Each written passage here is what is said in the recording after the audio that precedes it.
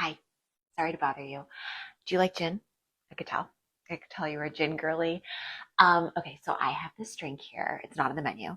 The bartender makes it for me all the time. I'm really tight with him. His name's George.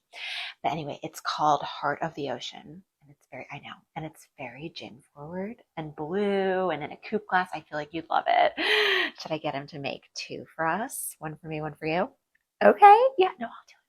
He does it for me all the time. He loves me. I'm here all the time. He might not even charge us. He probably won't. He adores me. George! No, he loves it. He loves doing it. George, hi.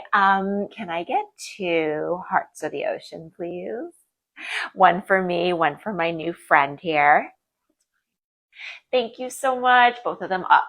Thank you. No, it's fine, girl. No, just stick with me. He won't charge us, I promise. He loves me.